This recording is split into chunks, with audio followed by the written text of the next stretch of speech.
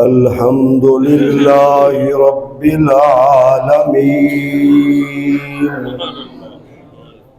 والصلاة والسلام على سيد الأنبياء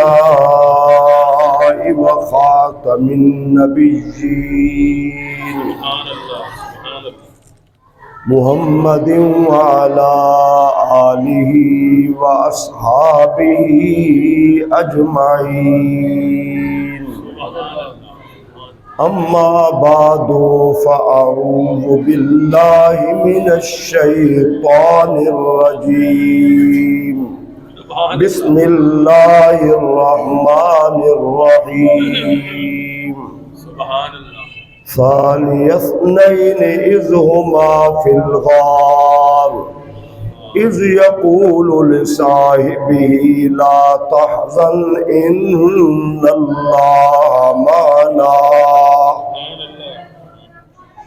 قال النبي صلى الله تعالى عليه وسلم أنا وأبو بكر وعمر خلقنا من طينة واحدة وفيها ندفن أو كما قال النبي صلى الله تعالى عليه وسلم لي وزيرايا في السماء ولي وزيرايا في الأرض قال النبي صلى الله تعالى عليه وسلم هكذا نبعث يوم القيامة قال النبي صلى الله تعالى عليه وسلم حب أبي بكر وعمر وشكره واجب على كل أمتي رب اشرح لي صدري ويسر لي أمري واحلل عقدة من لساني يفقهوا قولي قال الله تبارك وتعالى في شان حبيبه مخبرا وآمرا إن الله وملائكته يصلون على النبي يا أيها الذين آمنوا صلوا عليه وسلموا تسليما اللهم صل على سيدنا ومولانا محمد وعلى آل سيدنا وأصحاب سيدنا ومولانا محمد وبارك وسلم وصلوا عليه صلاة وسلاما عليك يا سيدي يا رسول الله وعلى آلك وأصحابك يا سيدي يا حبیب اللہ۔ اللہ رب العزت کی حمد و ثنا حضور نبی رحمت شفیع امت جان کائنات خاتم النبیین صلی اللہ تعالی علیہ وسلم کی ذات اقدس پر درود و سلام عرض کرنے کے بعد دعا ہے اللہ رب العالمین مجھے خلیفۃ المسلمین جانشین رسول خلیفہ بلا فصل تاجدار صداقت سیدنا حضرت ابو بکر صدیق رضی اللہ تعالی عنہ کی عظمت قرآن و سنت کی روشنی میں بیان کرنے کی توفیق عطا فرمائے۔ اللہ ہمیں اور ہماری نسلوں کو ان سے محبت کرنے کی توفیق عطا فرمائے۔ اللہ کریم نے اپنی مخلوق میں عرفہ اعلیٰ مقام انبیاء کرام کو عطا فرمایا ہے۔ انبیاء کرام کی امتیں تھیں، لیکن اللہ کریم نے جس امت کو فرمایا کنتم خیر امہ، تم بہترین امت، تم بہترین امت ہو۔ تو جس امت کو اللہ نے یہ لقب دیا ہے تو امت سو صدیق اکبر سے شروع ہو رہی ہے۔ ٹھیک ہے نا؟ کیا بات ہے، کیا امت تو وہاں سے شروع ہو رہی ہے، اور ان کے ہوتے ہوئے کنتم خیر امہ کا لقب اللہ خود دے رہا ہے۔ ایسا تو نہیں ہے کہ وہ لوگ معاذ اللہ کافر مشرک مجرم گستاخ ظالم لوگ اور بعد والے مسلمان اور وہ بہترین امتی نہیں. امت میں پہلا شخص کامل الایمان شخص، امت کا بہترین فرد پہلا کون ہے؟ وہ صدیق اکبر رضی اللہ عنہ. پھر ذرا آپ غور فرمائیں کہ تمام انبیاء کرام کے صحابہ تھے، ان تمام انبیاء کرام کے صحابہ میں بہترین صحابہ حضور کے صحابہ. تمام انبیاء کرام کی اہل بیت تھی، تمام انبیاء کرام میں سے بہترین اہل بیت حضور کی ہے. ٹھیک ہے نا؟ تمام انبیاء کرام کی امت میں علماء تھے، لیکن امت میں بہترین علماء حضور کی امت کے علماء ہیں. تو دیکھیے قرآن کی کئی آیات بینات سے سیدنا صدیق رضی اللہ تعالی عنہ کی عظمت کے متعلق اللہ نے خود بیان کیا ہے. اور بعض علماء کہتے ہیں صحابہ کرام میں سب سے زیادہ آیات بینات سیدنا صدیق اکبر کے لیے نازل ہوئی ہے، اور خواتین میں زیادہ آیات بینات صدیق اکبر کی بیٹی امت کی ماں سیدہ عائشہ صدیقہ کے لیے نازل ہوئی ہے. حضور اکرم شفیع امت نے کیا فرمایا؟ ذرا آپ غور فرمائیں. صدیق اکبر کا تعلق وہ صحابی ہے جن کا تعلق پرانا تعلق ہے. مکہ مکرمہ میں سب سے پہلا دوست حضور کا صدیق اکبر تھا. کئی حوالوں سے جو زیادہ قریب اور مماثلت رکھتے ہیں وہ صدیق اکبر ہے. مثلا آپ ذرا غور فرمائیں کہ جب آپ نے اسلام قبول کیا تو آپ کی عمر مبارک 38 برس کے قریب تھی. جس عمر میں پورا شعور ہوتا ہے، فہم و فراست ہوتی ہے، عقل و شعور مکمل ہوتا ہے، وہ یہ عمر ہے. اس عمر میں بلا چوچرا جس نے ایمان قبول کیا ہے وہ صدیق اکبر رضی اللہ تعالیٰ. اچھا پھر ذرا دوسری بات کہ مکہ مکرمہ میں پرانا دوست سیدنا علی المرتضیٰ شیر خدا رضی اللہ تعالی عنہ اس وقت پیدا ہوئے جب حضور کی عمر مبارک 32 سال کی تھی.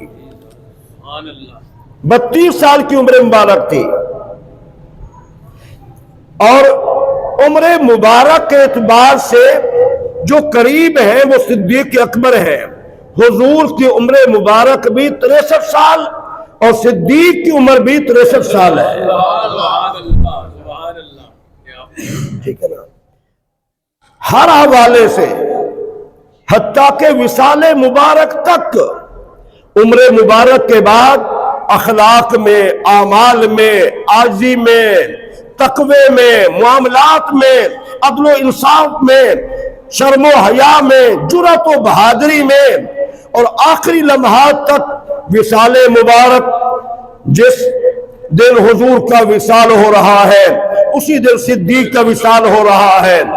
جس دن حضور کا وصال ہوتا ہے گھر میں چراغ کے لیے تیل نہیں ہے، صدیق کا وصال ہوتا ہے تو گھر میں چراغ کے لیے تیل نہیں ہے. زندگی بھر معاملات میں جس کو زیادہ مماثلت ہے وہ صدیق اکبر رضی اللہ تعالی عنہ ہے. ذرا آپ غور فرمائیں یہ تعلق کتنا پرانا ہے، کس قدر پرانا ہے. میرے پاس کتاب موجود ہے. حضور نے فرمایا انا و ابو بکر و عمر خلقنا من طینۃ واحدہ. اللہ کریم نے جس پاکیزہ مٹی سے میرا وجود بنایا ہے اسی پاکیزہ مٹی سے صدیق کا اور عمر بن خطاب کا وجود بنایا ہے. نعرہ تکبیر، نعرہ رسالت، نعرہ تحقیق، عظمت صحابہ کرام، تاجدار ختم نبوت. اور پھر فرمایا وفیہا نطفلو، اور ہمارا مدفن بھی ایک ہوگا۔ زبان نبوت کی صداقت دیکھیے، جو حضور نے فرمایا جہاں میرا مدفن بنے گا صدیق کی آخری آرام گاہ بھی میرے ساتھ ہوگی، عمر بن خطاب کی آخری آرام گاہ بھی میرے ساتھ ہو گئی۔ 14 صدیاں بیت گئیں، کئی دفعہ لوگوں نے کوشش کی ابو بکر صدیق کے وجود کو دور کر دیا جائے، عمر بن خطاب کے وجود کو نکال کے دور کر دیا جائے، پوری کائنات بھی زور لگا لے، ایسا نہیں کر سکتے، اس لیے کہ ان کو جگہ اللہ نے دی ہے اور رسول نے ان کو زندگی میں بھی قرب دیا تھا اور وصال کے بعد بھی قرب دیا۔ اللہم صلی علی سیدنا و مولانا محمد وعلی آل سیدنا و اصحاب سیدنا و مولانا محمد وبارک وسلم وصلو علیہ صلاۃ و سلام علیک یا سیدی یا رسول اللہ وعلی آلک و اصحابک یا سیدی یا حبیب اللہ۔ تو سیدنا صدیق رضی اللہ تعالی عنہ، پھر دیکھیں صحابہ کرام میں سے بہت سارے صحابہ کرام کو مشرکین نے، کفار نے مارا اسلام کی وجہ سے، اسلام کی وجہ سے جنگوں میں انہوں نے زخم کھائے، تلواروں کے، تیروں کے، شہید ہوئے اسلام کے لیے۔ حضور کے 1,24,000 یا 1,40,000 صحابہ کرام میں سے جس نے حضور کے لیے مار کھائی ہے وہ صرف صدیق اکبر ہے۔ کیا ہے وہ؟ صرف صدیق اکبر رضی اللہ تعالیٰ عنہ ہے۔ یہ حقیقت ہے، یہ تاریخ ہے۔ جب مکہ مکرمہ میں حضور کی عظمت کا بیان کرنے لگے، ایمان کی بات کرنے لگے، مشرکین مکہ نے مارا، شدید زخمی کر دیا، بے ہوش ہو گئے، ہوش ختم ہو گئے۔ تو باتیں بہت ساری ہیں، یا چھوڑ کے مقصد کی بات کرتا ہوں۔ جب ہوش آیا، جب ہوش آیا، ہوش آنے کے بعد جو پہلی بات صدیق کے زبان پہ آئی ہے وہ یہ تھی، حضور کیسے ہے؟ اللہ اکبر، اللہ اکبر، سبحان اللہ، کیا بات۔ ماں دودھ لے کے آتی، کہتے نہیں دودھ نہیں پیتا، پہلے مجھے حضور دکھاؤ۔ اتنا شدت کی بے ہوشی کے بعد پہلا جملہ جو زبان پہ آتا ہے وہ یہی ہے کہ حضور کیسے ہے۔ پھر دیکھیں ہجرت کے لیے صحابہ کرام کو حکم دیا گیا، صحابہ کرام حبشہ گئے اور یثرب آئے، لیکن جس کو حضور نے انتخاب فرمایا اپنے سفر کے لیے، سفر میں وہ آدمی ساتھ ہونا چاہیے جو مشکلات، معاملات، حالات کو سمجھتا ہو، تحمل مزاج ہو، برد بار ہو اور رازدار ہو، خدمت کرنے والا ہو، وفا کرنے والا ہو۔ تو پھر حضور نے، آپ ذرا غور فرمائیں، میں ذمہ داری سے عرض کر رہا ہوں، مکہ مکرمہ میں سب سے پہلے جس سے دشمنی تھی کفار مکہ کی وہ حضور کی ذات، اور حضور کے بعد جس سے دشمنی تھی وہ صدیق اکبر۔ جس طرح وہ حضور کے دشمن تھے ویسے صدیق کے دشمن تھے، ٹھیک ہے نا؟ حضرت علی المرتضیٰ کے مکہ والے دشمن نہیں تھے،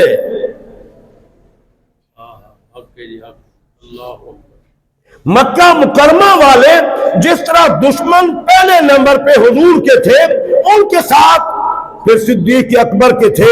اب دیکھیں ذرا دلائل سے بات، جب احد میں جنگ ہوئی تو وہاں پر یہ مشہور کر دیا گیا حضور شہید ہو گئے ہیں۔